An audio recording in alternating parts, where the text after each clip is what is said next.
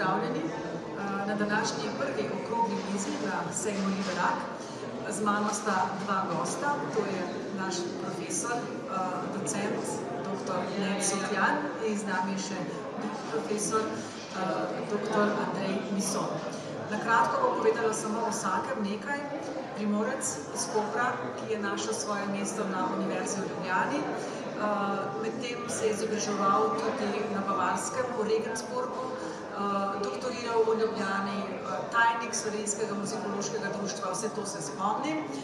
Predava pa zgodovino glasbena pri nas na muzikologiji in pa glasbeni stavek, to nisem vedela, kaj je, in sem ugotovila, da je to razumevanje glasbe, kako interpretirati glasbo, ki jo poslušamo, šta je umetnik htio da kaže, tako nekako. Kako je glasba zgrajena, recimo, tako v najširšem smislu?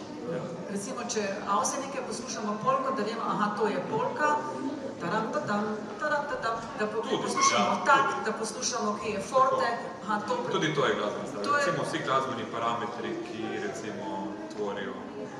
Seveda, to je zelo zabavno pri teh vajah, se predstavljam. Mislim, Avsenikov ravno ne poslušamo, ampak kaj drugega. Ja, smo je filozofska fakulteta, Pa ne zato, ker mogoče pri kakšnemu drugemu predmetu. Tako, ja, pri kakšnemu drugemu predmetu, ki ga imamo na muzikologiji, so pa tudi Avseniki najbolj, ki je vključeni. In potem imamo tukaj profesora Andreja Misona.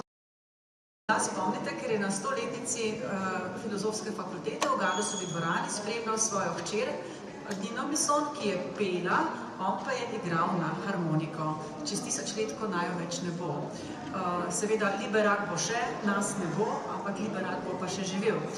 In profesor Mison predava kontrapunkt na Akademiji za glasbo, tu je tudi doktoriral, piše orgelsko glasbo, sem prebrala, zborovsko glasbo, svašta, torej veliko dediščine je že nastalo in zdaj je 50-letnica glasbenega ustvarjanja, tudi to sem zdaj izračunala. Čeprav nisem na strojni fakulteti, tle je filofaksa, nekaj ne znamo računati, ampak 50 to mi je šlo. Če odštejemo mladostne sanje, ki se že zgodaj začnejo. Torej, zelo prijetna sogovornika. Mislim, da sta oba duhovita, tako da bo to ves ta akademski pogovor bo tudi malce ne akademski, mislim, ne, tudi duhovitost je lahko akademska, ker jo moraš razumeti. Naša pesem, torej pogovarjali se bomo o glasbeni zapuščini medvojnega časa na Slovenskem, pa morda začnemo s širšim kontekstom, tudi širše. Kdaj se začnejo, ker naša pesem bo seveda borbena pesem, v ospredju partizanska pesem, ampak kdaj pa se na Slovenskem in tudi sicer začnejo te pesmi upora, borbene pesmi, neke pesmi sužnjev, kmetov, nezadovoljnih množic. Zgodovinsko gledano, kdaj lahko to začnemo govoriti o tem?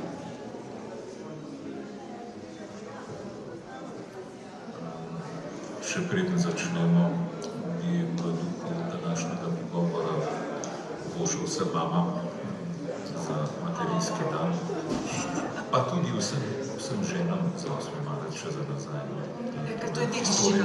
Da to dediščina. Jaz se tudi pridružujem, da ne bom pa te posebej.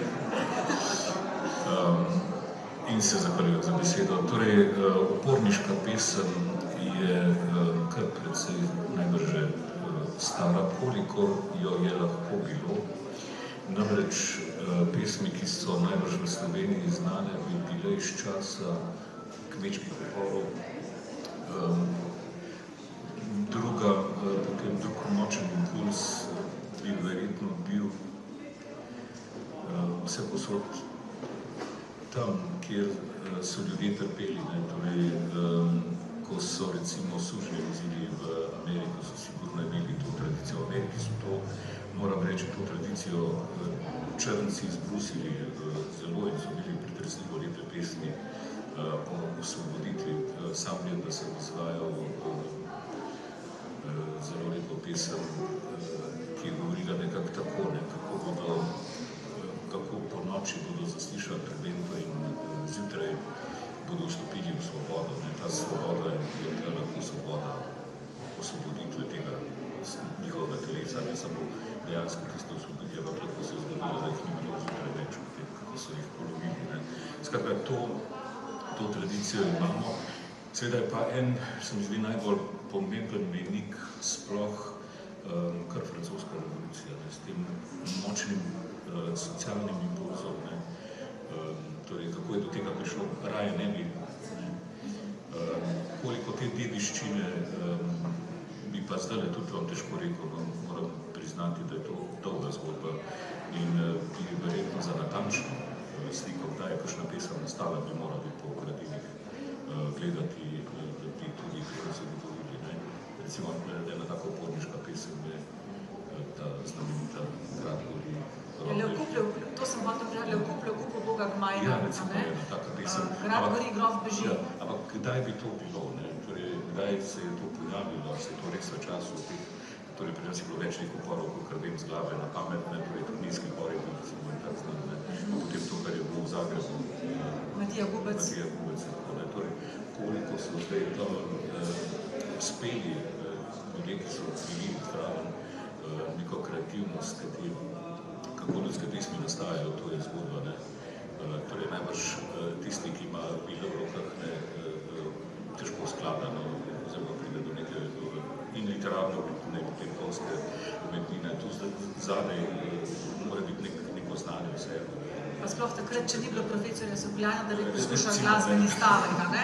Še prav po drugi strani, ne pozabimo, seveda, takoj, ko so se začele torej Karlo Velik, ko se je začelo to zanimanje za šolstvo, ne, za izobraževanje, ko so bili prve univerze, ne, so dejansko bili študentje, so bili potujoči študentje, danes recimo.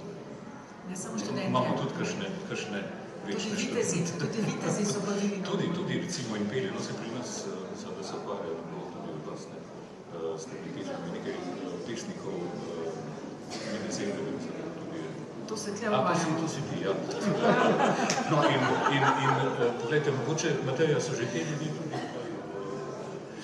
tudi tukaj so bile... Da so bile samo ljubezenske? Ne, zagotovo ne, so bile politične pesmi, politično angažirane pesmi, seveda, a ne, so bile pa, so ostale v tistem času večinoma, nekatere, ki so imele globjo vsebino, ki so imele tudi etični pridih, so se pa obdržale do danes po vsebini, da so lahko tudi aktualne. Ampak naša zdaj poglavitna tema bo pa le pesem upora oziroma medvojna pesem na Slovenskem. Jaz, ki sem hodila v osnovno šolo kmalu po drugi svetovni vojni, seveda pri nas je bila to samo partizanska pesem in tako smo bili vzgajani. Čeprav smo pa pri verouku peli pa tudi druge pesmi, ki ne vem od kdaj so bile. Ampak ali je partizanska pesem edina pesem, me zanima, tega medvojnega časa, ali smo prepevali tudi takrat ljudske pesmi, ali smo prepevali pesmi, ki so bile še odprej. Kakšna je podoba tega časa? Ja, jaz mogoče, če se malo vrnem sem še na prejšnje vprašanje, ne, mogoče na taka geneza tega, ki potem tudi nas pripelje do tega odgovora, ne. Dve komponenti sta mogoče tukaj, ne, če se pogovarjamo, se pravi, o recimo teh pesmih, no, da je tako reč, ker v resnici je bilo največ pesmi, ne, med drugo svetovno vojno nastale so tudi druge stvari, ne. Se pravi, eno je vojna, ne, in ta glasba, ki spremlja vojskovanje, je v resnici že kar se človek vojskuje, ne, že v času starih Rimljanov imamo zelo taka jasna pričevanja, da so bili recimo ti glasbeniki v vojski, celo so imeli čin častnikov, ne, tako da so bili zelo pomembni v tej vojaški hierarhiji. Za moralo. Ja, se pravi, ena stvar je, ko te vojske postanejo toliko velike, da jih ne morejo več obvladovati človeškim glasom in da je povelja, ne, so glasbeniki tisti inštrumenti, recimo, da je tudi povelja, ne, ali je to kakšen boben, ali je to kakšen trobenta, ne, recimo, skratka nekaj takega, da se sliši, ne. In druga stvar je potem, to so eni glasbeniki, ki sodelujo direktno na bojišču, ne, in druga stvar je potem, se pravi, ko pridejo z bojišča domov oziroma v tabor ali kamorkoli, ne, pa bolj za moralo, recimo, ne. In tudi za, to je pa tudi na nek način, ne vem, pesem upora, ne, za ustrahovanje sovražnika, ne, se to imamo pa tudi še danes, ne. Že od Keltov, ne, kjer so z glasovi ustrahovali. Ja, na takšen drugačen način, ne. Se pravi, eno je ta komponenta, ne, druga stvar pa je tisto, kar je v resnici geneza, ne, druge svetovne vojne oziroma vseh teh tragedij 20. stoletja, je pa ta nacionalizem, ne, ki se začne v 19. stoletju, recimo, razvijati, ne. In mnoge te... ta nacionalizem, ki se začne v 19. stoletju, ali lahko s tem povezujemo tudi nastanek himne, državnih himn, ki nastanejo na podlagi revolucij. Izvor tega je pa tudi francoska revolucija, ne, to, kar je Andrej prej že omenil. Seveda te aristokratske himne, ki so bile te erte. Kar je bilo pa že, ampak dobro, to je že malo prej, pa našo Gott erhalte Franz den Kaiser, ja, to je bila naša, ja. Ja, skratka, nacionalizem v 19. stoletju, ki je tudi povezan s himnami in ki je, recimo, nacionalizem, imperializem in tako naprej, ki so izvodi spet tragedije, potem tudi v 20. stoletju. In tudi tukaj v času, se pravi, oblikovanja nacionalnega ne nastaja kar precej glasbe. Večinoma je to vokalna glasba tista, ki ima pač neko besedilo, ki se lahko najlažje poveže potem tudi z nekimi nacionalnimi čustvi oziroma z oblikovanjem te nacionalne zavesti. In kar nekaj tega repertoarja je potem seveda pomembnega, oziroma kar nekaj tega repertoarja je potem prišlo v ospredje tudi v takih trenutkih, ko se zgodi neka taka stvar, ko je vojna. Se pravi, je besedilo ima primat nad glasbo v teh uporniških pesmih? Ja, mislim, na eni strani ja, zdaj to je mogoče tudi še ena stvar, ki sem jaz želel omeniti, če grem mogoče še en korak nazaj, kar se tiče same glasbe v času druge svetovne vojne. Je v resnici tako, da se slovenska muzikologija, pa tudi najbrž kakšna druga z njo ni prav veliko ukvarjala. Jaz imam tukaj eno knjigo, ki je ena in edina, po moje, literatura, ki je šla sicer v razpravah filozofske fakultete, pa tudi ta knjiga ni ravno, bom rekel, taka celovita ali pa vseobsegajoča znanstvena študija o glasbi. Naslovo je zamejena, ker je slovenska glasba. Ne, ampak govori tudi o ostalemu, ampak hočem reči, da z čisto glasbenega vidika je ta glasba relativno, lahko rečemo, preprosta. Gre lahko v oko, kot je bila tudi, recimo, tudi en velik del iz tega časa nacionalnega oblikovanja, zato ker je v ospredju te glasbe, oziroma je namen te glasbe nekaj drugega, ni doseganje neke vrhunske umetniške kvalitete, ampak bolj neka funkcionalnost, se pravi, neka vloga, ki jo ima ta glasba potem pri raznih drugih stvareh. Takrat je to lahko krepitev narodne zavesti, povezovanje, upor. A bi lahko rekli, da je ta glasba, zato je besedilo potem tudi seveda zelo pomembno. Ker si rekel, da gre predvsem za funkcionalnost, a potem lahko rečemo, vsaj pri umetnosti zgodovine tako, če je nekaj funkcionalno, da gre k trivialnemu kiču in ni to neka resna glasba, ki bi bila predmet znanstvenih raziskav. Mislim, lahko je to resna glasba tudi, ki je predmet znanstvenih raziskav, se danes se primerjalna književnost tudi včasih že kdaj ukvarja s trivialno literaturo, tudi že to se raziskuje, ampak je to na bazi taki zelo osnovni, kot je tudi tukaj noter, ne vem, ima en del toliko taktov in harmonsko je to zelo preprosto, melodično je recimo, tako da je res, pač skratka napisano s tem namenom, da ta glasba opravi in na takšen način, da ta glasba opravi to svojo funkcijo, za kar je bila napisana. A smo to glasbo mi sami ustvarili ali smo kakšne motive tudi prevzemali od drugih narodov? Zdaj, mogoče sem tako za uvod, to, kar si prej vprašala, se pravi, če je že kaj ostalo prej. Seveda na začetku vojne, ko se komu organiziralo, partizansko gibanje recimo, prvi dan, ko so partizani nastali, so organizirali, seveda niso imeli še svoje glasbe, trajalo nekaj časa, tako da na začetku so seveda imeli, so se to prevzemali glasbo, ki je že obstajala, potem kasneje, recimo v drugi polovici vojne, tam po letu 43, 44, 45, je pa seveda nastalo tudi kar nekaj glasbe, ki je že, se pravi, na novo, se pravi, iz časa, ki je nastala prav v času vojne, tako da so prevzemali, ja, seveda, Kako si slutil? Vseeno, če lahko se vrnem en korak nazaj, namreč bom bolj preprost. Nekaj stvari človeku sežejo do srca, oziroma ga navdušijo in ni neke enostavne povezave med enostavnostjo glasbene strukture in pa učinkovitostjo njeno muzikalnostjo. Tako da imamo preproste melodije, recimo skočim čisto nekam drugam, recimo Sveta noč, ki nas navdušuje zelo dolgo že, in vsako leto nas se izpusti izvod. Tako da nekatere stvari so preproste, ampak njihov muzikalni učinek je velik. Tako da tu če lahko temu rečem, partizanskimi pesmimi so res preproste stvari, ampak so muzikalno zelo učinkovite in če bi moral tehtati ljubljansko in partizansko stran, bi moral reči, da je tu na partizanski strani veliko tehtnejše glasbe in mislim, da je bila zelo pripomba nekega Domobranca, če se prav spomnim. Škoda, da tudi mi Domobranci imamo tako navdušujočih pesmi, kot je imajo na Zgodno Bogu. Jaz imam doma knjižico Domobranci pojemo, pač jo imam. In tam je veliko pesmi, ki smo jih peli pri pevskem zboru, ker so ljudske pesmi. Tle je mogoče ta razlika, da niso na novo nastale pesmi, ampak so pesmi, ki so bile že ljudske in so bile že... Ja, mislim, da je bilo na domobranski strani mogoče veliko več podatka na neki tradiciji naši družbeni, torej do ljubezni, do domovine, do družine, recimo. Ja, in manj upora. Ja, in tega, medtem ko partizanski je pa dejansko nek poziv, to so bile borbene pesmice.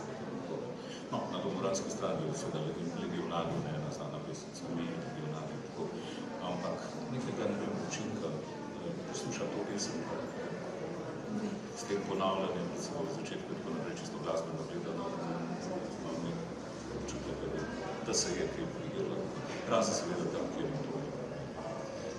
Mene je ta tema pravzaprav navdušila, vsi se vračamo, ampak to je tudi prav, vračamo se k prejšnjim vprašanjem, zgodovini, ker ukvarjamo se z dediščino, ko se vračamo. Me je navdušilo, ko sem bila lansko leto na koncertu partizanskega pevskega zbora v Cankarjevem domu, jubilej. Mislim, da profesor Barba Sin je bil zborovodja. To je bilo tako ganljivo s temi pesmimi, jaz bi takrat šla takoj v borbo za kogarkoli, za narod, za filozofsko fakulteto, tako me je prevzela ta glasba, jokala sem vmes in potem sem doma še prebrala programsko knjižico, kjer sem med drugim prebrala tvoj prispevek, kako si se začel ukvarjati s to glasbo, to je prelomnica je bila, ko si šel v vojsko. Ker iz vojske imam tudi jaz zgodbo od mojega moža, ki je bil v Čupriji v vojski skupaj z Magom Jelinčičem in so prvi dan peli tam slovenske pesmi in so bili vsi kaznovani. Čeprav imamo pol v knjižici kažnjavan nije. Ampak imel je težave zaradi tega, ne? Kako pa si ti doživel te pesmi v vojski? No, torej, naša jugoslovanska ljudska armada je bila nam vsem kar izziv, moramo priznati.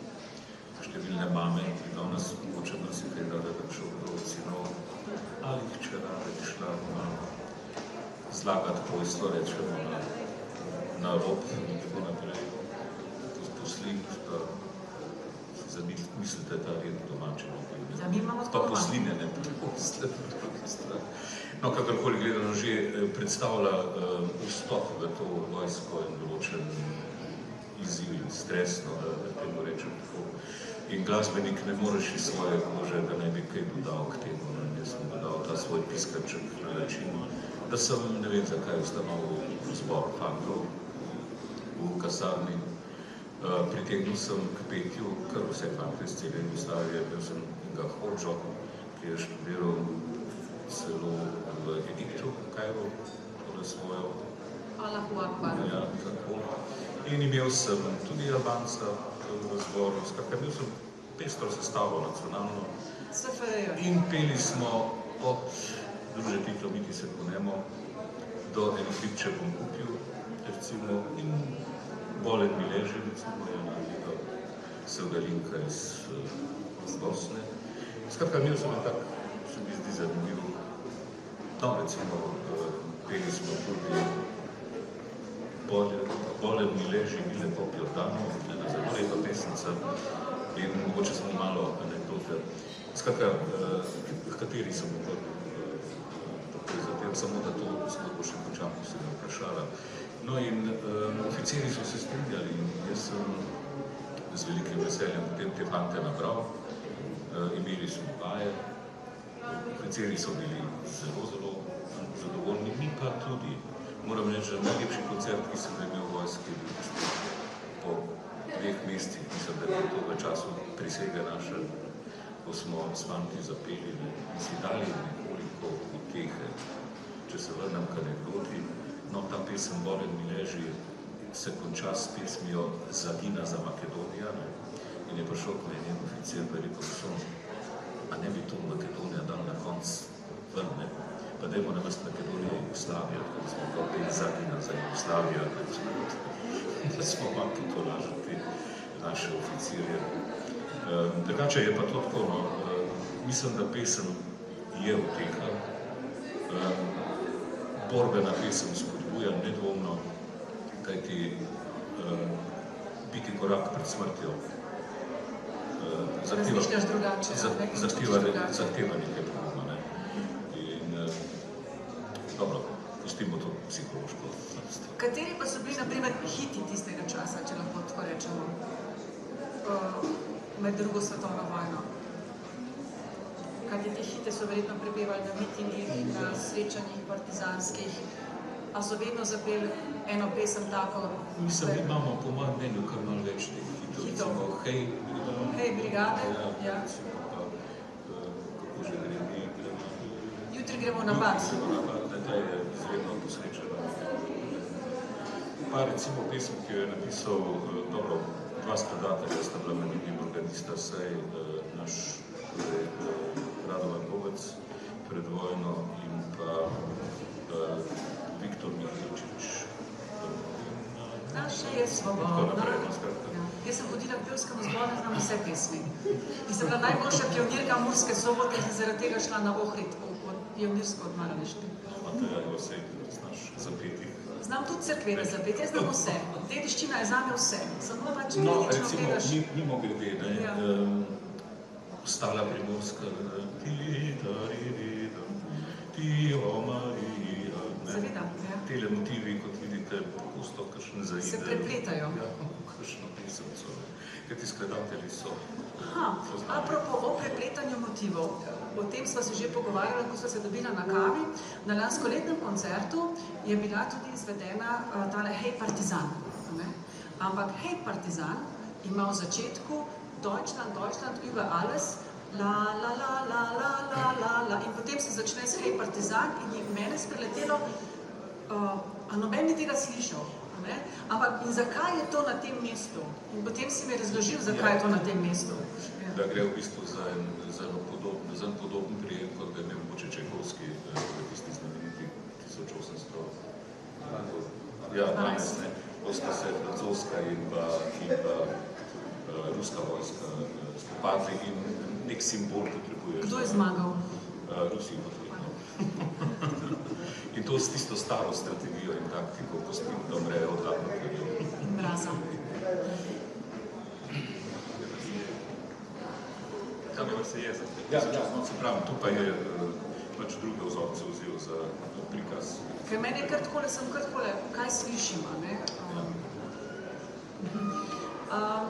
Potem pa, če morda pustim to partizansko pesem v strani, kaj pa imamo mogoče resne glasbe v tem času? Ali tudi nastaja resna glasba, orkestralna glasba, ali to zamre v vojnem času?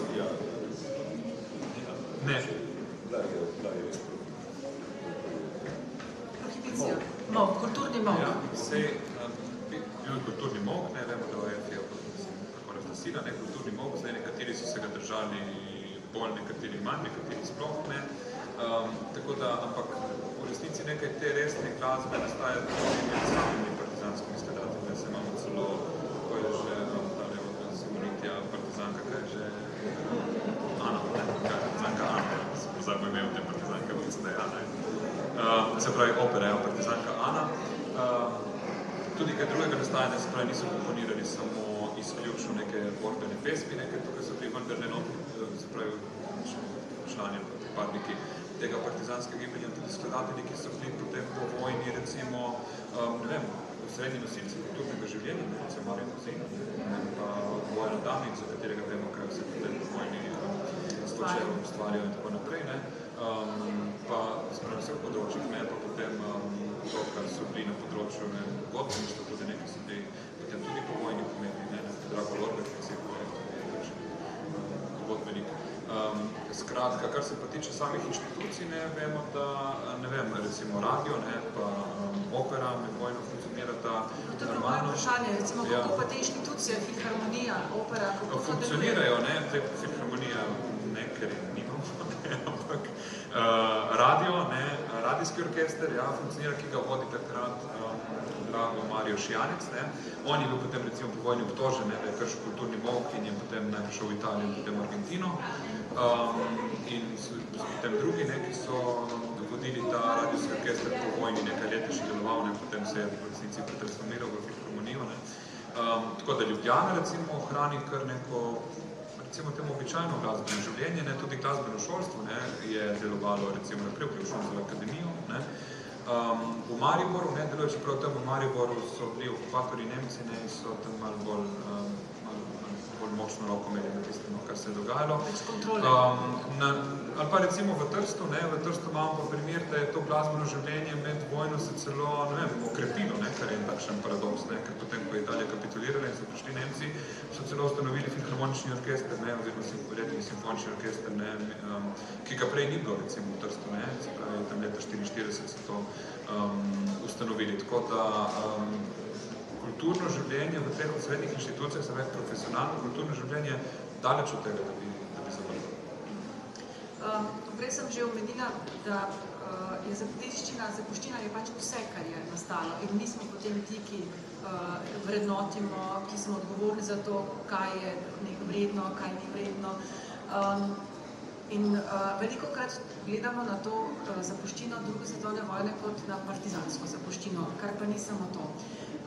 Velikokrat se tudi literatura povezuje, takratna literatura, pesniki, z glasbeno zapuščino. In Andrej, ti si naredil en tak zelo lep, ganljiv projekt, kjer si hotel preseči to ostro gledanje, fokusirano gledanje, da je samo nekaj umetnost, ampak si prepoznal torej umetnost v različnih literaturah in to v glasbi. Pa lahko kaj poveš o razgaljenem srcu? Da, seveda. Kako naj rečem, imam to izhodišče, da za grobom smo nekje vsi enaki in izraz pieteta je tu, se mi zdi zelo pomemben. Pa morda bi morali vseeno narediti še en korak pred to smrtjo, ki nam pravzaprav v tej enačbi da nič, vsem skupaj. In to je nek občutek empatije, namreč sam vidim to življenje podobno šahovski partiji, kjer se pač razdelimo na črne in bele figure, igramo, kar pač igramo, recimo, jaz sem bolj kmet v prvi vrsti, recimo. Jaz sem kraljica. No, evo, ti boš imela, tebe bodo še posebej igralci grabili za tisto vrh. Saj sodelujem kar na 3 dogodkih. Ker kmetje hitro končamo navadno tole zgodbo. In v glavnem, mislim, da bi morali vsi mi imeti spoštovanje do trpljenja drugih, tudi naših nasprotnikov. Vse enostavno vojaško načelo je, da treba sovražnika spoštovati, teda je boš dobro se z njim tudi vojskoval.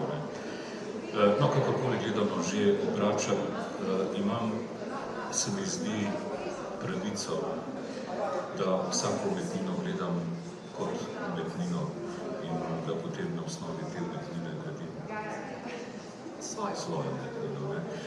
Tako da tu sem dobil zunanjo pobudo, pa ne prvič, tokrat že drugič za zbor iz Zagorja. In pobuda je bila, če bi lahko ponovno uglasbil neko pesem Vraceta Baratiča in Karla Vestovnika Kajuka. In ker sem v slovenskem barvnem rekviemu to že počel, ampak na malo drugačen način, tam sem izbiral poezije med vojno umrlih pesnikov na različnih straneh, ki govorijo o cvetju rože, torej vsak pesnik je prispeval na pesem rože. Sem pa tu iskal neko povezavo med njima, Namreč Karel je zelo čutil klic k... Karel Destovnik Kajuk. Ja, je zelo čutil klic k borbi, k revoluciji. Medtem ko Barantič popolnoma nasprotno, on je bil vedno pesnik osebne izpovedi. On sploh, torej, mislim, da ga je nesmiselno govoriti za demografskega pesnika, ker ničesar ni posvečeno danes zdaj spomnim. No in ko sem iskal, kaj bi tu našel med njima, sem v resnici poiskal pesmi, ki govorijo, ko ona govorita v srcu, in našel zelo lepo pesem Karla Destovnika Kajuka v srcu, kako bi morali srca dati na dan, da bi jih videli drug od drugega. Dobro, to sicer šaljiv postanem, ne? Kaj bi videli, če bi zdaj naša srca dala tudi na mizo, ne? Bog se usmili. O tem se je že Walter von der Vogelweide spraševal in je rekel, da imajo Maori, če bi jih obrnili, lepše srce kot beli ljudje. 800 let nazaj. In kakšen takle kot jaz, ki je na videz mogoče kakršenkoli že, bi pa mogoče bil bolj zapleteno v srce.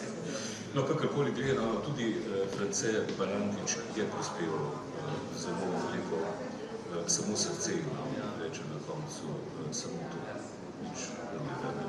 No in nekako sem potem uspel narediti diptih, torej obe pesmi sem glasbil z nekim podobnim glasbenim gradivom in na koncu uspel oblikovati refren, v katerega sem vpletel verze obeh. Tako da sta na nek način posmrtna, recimo. Upam, da me ne bosta tepla in želela, da to razbijem. Tepejo se samo v Valhali, onda pa tja niste šli. Mislim, da ne. Tako, to je bila moja nekaj ideja in mislim, da je zbor to tudi potem zelo lepo in dobro. In moram reči, da najbrž ni bilo nobenih nekih sporov. Jaz mislim, da če gre za povezovalnost, tudi gre za povezovalnost različnih tradicij, različnih političnih smeri, ampak umetnost je nad tem, a ne? Vse jaz tako vidim, ja. Sem mnenja, je pa zelo težko, ne, recimo dirigirati nemškim dirigentom bilo v Izraelu in tako naprej, skratka te spominje, ne, na... No, ko smo pa pri nemški pesmi, tukaj bi pa izpostavila kot verjetno najbolj znamenito pesem medvojnega časa Lili Marleen.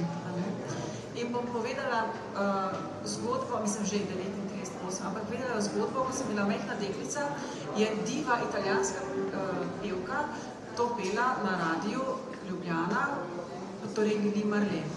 Pri nas je bil na obisku moj stric, preženje stric, Janko Liška, ki je bil takrat partijsko zelo močen in ko je to slišal, zavrtel telefon v Ljubljano, da prekinejo predvajanje Lili Marleen, ker jo je imel za seveda strašno nemško pesem, kar pa seveda tudi ni, ker to je pesem osamljenega vojaka, ravno nasprotno. In kako lahko nerazumevanje privede do popolnoma napačnih odločitev, ne?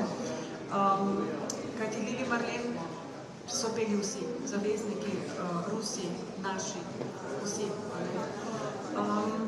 Je tako mi moramo počasi zaključiti. Jaz bi zdaj malo vprašala, kaj bi pa še rada povedala v zvezi z glasbo, ki je nastajala v medvojnem času na Slovenskem. Recimo, da sem neki izvanzemaljac, pa mi povesta, zakaj gre pri tej glasbi? Kaj je esenca? Mislim, sigurno ne na obeh straneh, ne glede na katera glasba je bila, gre tukaj predvsem za neko izgradnjo skupnosti, ki se je potem pač na tej partizanski strani, vemo, zavlekla še v bistvu potem v povojni čas, ker se je obnavljal ta mit partizanstva in tako naprej skozi, ker so seveda zmagali, in v vseh, ne vem, pri zborih, to je Andrej neki pojev, pri godbah recimo, vemo, imamo primere tudi med vojno, ko so cele godbe šle recimo v partizane, Hrastniška godba recimo, so vsi šli, potem sicer proti koncu vojne, mislim, v zadnjem letu vojne, poleti leta 1944, cela godba je šla v partizane in tam potem postala godba, katere že 7. divizije, mislim, da ne, in skratka, en takšen povezovalni element je, ki je potem ostal povezovani, se pravi, tudi naprej, ker je pač glasba tako napisana, kot smo prej slišali, tudi si rekel, se je to potem v šoli pela, recimo, in tako naprej, se pravi, se je to ohranilo naprej, predvsem skozi v obnavljanju ohranjanju tudi tega mita. Tako da ta glasba je sigurno potem bila tudi še prisotna, ne? In je imela tudi en velik vpliv na recimo na generacije, ki so potem bile. Andrej? Torej, v luči nekega medsebojnega spoštovanja se mi zdi, da imamo dolžnost in pravico, da vrednotimo vse to kot umetniška dela. In dobro, tisti, ki jim to pomeni še kaj več, bodo verjetno še vedno ohranjali v nekem kvazi funkcionalnem smislu. Mi pa se mi zdi, lahko naredimo korak preko tega, da vidimo to neko dediščino. Lahko zaključimo, da glasba povezuje, ne glede na to, na kateri strani smo. Zna biti, da res. No, pa zaključimo potem s to lepo mislijo, glasba povezuje, naj ostane še naprej tako. Našemu maloštevilnemu občinstvu se zelo zahvaljujemo za pozornost in kaj ćemo reči, domovina naša je svobodna, hvaljen Jezu.